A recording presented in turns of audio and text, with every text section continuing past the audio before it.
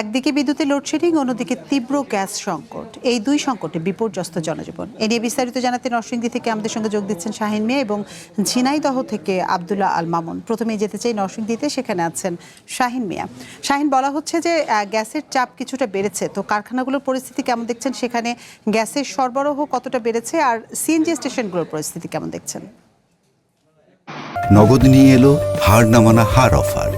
সর্বনিম্ন 10,000 টাকা রেমিটেন্স নগদে পাঠালে থাকছে স্বর্ণের হার জেতার সুযোগ।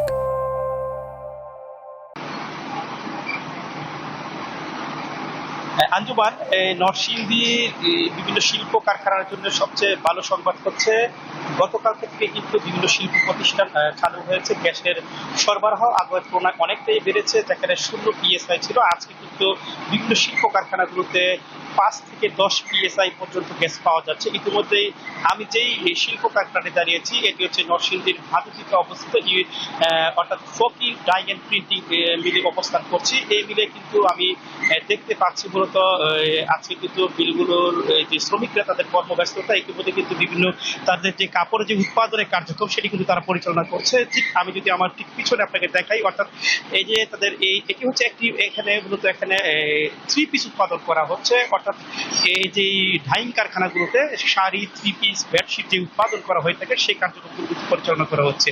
ব্যবসায়ীদের মধ্যে ইতিমধ্যে স্বস্তি ফিরেছে, হাসি ফুটেছে শ্রমিকদের মাঝে, কারণ দীর্ঘদিন পর হলেও কারখানাতে গ্যাস মিলেছে, আর সেই জন্য কিন্তু তারা অর্থাৎ কাজে যোগদান করতে পেরেছে। তারাও খুশি এক প্রকার। তবে আমি কথা বলতে চাবো একজন শিল্প কারখানা মালিকের সাথে। আসলে আপনারা গ্যাসের পরিমাণ এখন কেমন পাচ্ছেন? গতকালকা 11টার পর থেকে আমরা গ্যাসটা স্বাভাবিকভাবে পাইতেছি। বিগত 15 দিন আমরা গ্যাস একবারে পাইছি না বলে চলে। সেক্ষেত্রে আমরা আমাদের কাপড় যেগুলো নষ্ট হয়ে গেছিল সেগুলো আমরা তেল দিয়া, এলপিজি গ্যাস দিয়ে আমরা এগুলো চালায়, এগুলি ক্ষতি থেকে আমরা রক্ষা পেয়েছি।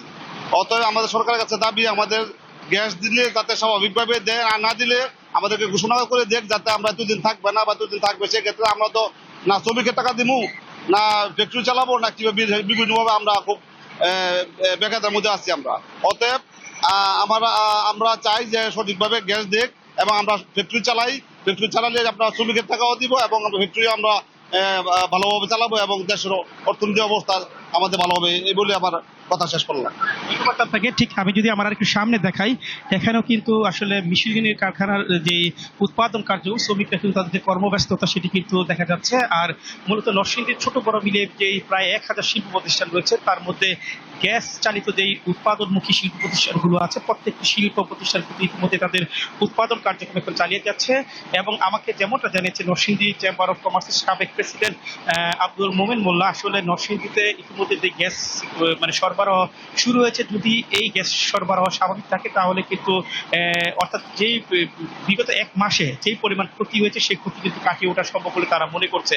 আর যদি আবারও গ্যাস কোনো কারণে চাপ কমে যায় বা ফল করে, তাহলে কিন্তু আবারও শিল্প প্রতিষ্ঠানগুলো মুখ থুবড়ে পড়বে, সে একটি আশঙ্কা তারা করছে। আমি আপনাকে আরেকটা বিষয় জানিয়ে রাখি, নরসিংদীর যেই শিল্প প্রতিষ্ঠানগুলো রয়েছে, আমি কয়েকটা মানে শিল্প প্রতিষ্ঠানের মালিকের সাথে কথা বলেছি।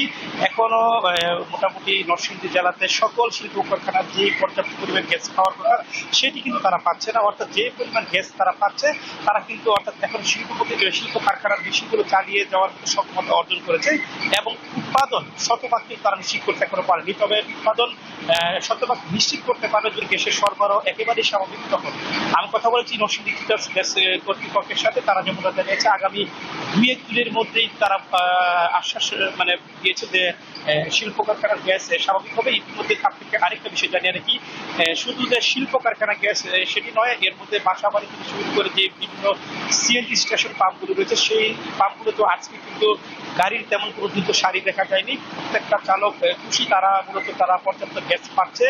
যেখানে গতকালকের আগেও 100 টাকার গ্যাস পেত, এখন সেখানে গ্যাস পেয়েছে 500 থেকে 600 টাকা। এ ছিল নরসিংদীর শিল্প কারখানার এবং গ্যাসের সর্বশেষ খবর।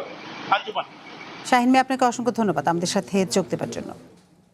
এবার যেতে চাই ঝিনাইদহে, সেখানে আছেন আব্দুল্লাহ আল মামুন। মামুন, গত বেশ কিছুদিন ধরে সারা দেশে গ্যাস এবং বিদ্যুতের তীব্র সংকট দেখা দিয়েছে, তো ঝিনাইদহে লোডশেডিং এর তীব্রতা কেমন দেখছেন, এবং স্থানীয় বিদ্যুৎ অফিস কি বলছে, কবে নাগাদ এই সংকট সমাধান হতে পারে? আতিফা, আপনি জানেন যে বিগত কয়েকদিন ধরেই সারা দেশে কিন্তু বিদ্যুতের কিন্তু ব্যাপক লোডশেডিং এর কারণে জনজীবন স্থবির হয়ে পড়েছে। তো আমরা এখন আছি ঝিনাইদহ চাকলাপাড়া এলাকার যে সাব স্টেশন, সেই সাব স্টেশন এলাকায়। আর আমরা ইতিমধ্যে কথা বলেছি বিভিন্ন শ্রেণী পেশার মানুষ সহ বিদ্যুৎ অফিসের সাথে। তারা আমাদেরকে যেটি জানিয়েছেন যে ঝিনাইদহে বেশ কিছুদিন আগেও যে বিদ্যুতের লোডশেডিং ছিল সেটি গত সপ্তাহে কমে এসেছিল। আর ঝিনাইদহ যে অজপা ডিপো এবং ঝিনাইদহ বিদ্যুৎ অফিসের আরটি ইউনিট যেটি পল্লী বিদ্যুৎ রয়েছে, সেখানে কিন্তু পল্লী বিদ্যুতের চাহিদা রয়েছে 120 মেগাওয়াট এবং এই অজপা ডিপোর যে চাহিদা রয়েছে সেটা হচ্ছে 60 মেগাওয়াট। যার কারণে এই পল্লী বিদ্যুতের যে 120 মেগাওয়াটের জায়গায় কিন্তু তারা এখন সরবরাহ পাচ্ছে মাত্র 70 মেগাওয়াট। এই ব্যাপক যে বিদ্যুতের ঘাটতি, যার কারণে ঝিনাইদহে কিন্তু পল্লী অঞ্চল, গ্রাম অঞ্চলে কিন্তু এই লোডশেডিং দেখা দিয়েছে। এছাড়া যে শহর অঞ্চলে যে পিডিবির যে লাইনটা রয়েছে সেখানে 60 মেগাওয়াট সরবরাহ করার কথা ছিল, সেখান থেকে তারা পাচ্ছে মাত্র 28 থেকে 32 মেগাওয়াট। যার ফলে কিন্তু শহর অঞ্চলেও ব্যাপক হারে বিদ্যুতের লোডশেডিং কিন্তু দেখা দিয়েছে। আর এই লোডশেডিং এর কারণে কিন্তু ছোট বড় যে উৎপাদনমুখী যে শিল্প কারখানাগুলো রয়েছে সেটি একেবারেই মুখ থুবড়ে পড়েছে। এছাড়াও আমরা দেখেছি যে হাসপাতালগুলোতে যে শিশু ওয়ার্ড রয়েছে এবং বয়স্ক যে রোগীগুলো রয়েছে সেখানে কিন্তু এই লোডশেডিং এর কারণে স্বাস্থ্যসেবা ব্যাহত হচ্ছে। এছাড়া আমরা একটু দেখেছি যে কৃষকের যে মাঠ, সেই কৃষকের মাঠেও কিন্তু যেখানে বিদ্যুৎ চালিত যে সেচ পাম্প গুলো রয়েছে সেখানেও কিন্তু আপনার এই বিদ্যুৎ ঘাটতির কারণে সেখানে ঘন ঘন লোডশেডিং এ কিন্তু সেই সেচ কাজগুলো সহ কৃষি কাজ কিন্তু ব্যাপক আকারে ব্যাহত হচ্ছে। তো আমরা এই কৃষি বিভাগ এবং স্বাস্থ্য বিভাগ সহ বিভিন্ন যে সমস্ত কলকারখানাগুলো সব জায়গায় ঘুরে ঘুরে দেখেছি আজকে সারাদিনই। সব জায়গায় কিন্তু একই চিত্র দেখা গেছে, কোথাও বিদ্যুৎ নাই, কোথাও আছে। যার কারণে পুরোপুরিভাবে কিন্তু বিদ্যুৎ উপর নির্ভরশীল যে সমস্ত কলকারখানাগুলো রয়েছে সেগুলো কিন্তু একেবারে স্থবির হয়ে পড়েছে। তবে বিদ্যুৎ বিভাগের সাথে আমাদের কথা হয়েছে, তারা যেটিকে আমাদেরকে জানিয়েছে যে এই যে বিদ্যুতের যে লোডশেডিং, বিদ্যুতের যে সংকট, আগামী কয়েকদিনের মধ্যে তারা যদি সরবরাহ সঠিকভাবে পায় তাহলে কিন্তু এই বিদ্যুতের লোডশেডিংটা কমে আসবে।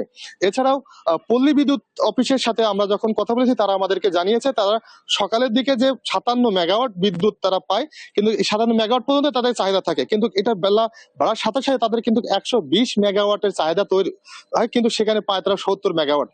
এই চাহিদাগুলো যখন বিদ্যুৎ উৎপাদন কেন্দ্রগুলো সক্ষমতা ফিরে আসবে এবং যে এলজি যে বিদ্যুৎ কেন্দ্রগুলো রয়েছে সেই বিদ্যুৎ কেন্দ্রে যখন উৎপাদন সম্পূর্ণভাবে উৎপাদন হবে এবং সরবরাহ দিতে পারবে, তারপরেই এই বিদ্যুতের ঘাটতি কমে আসবে বলে আমাদেরকে জানিয়েছে বিদ্যুৎ বিভাগ।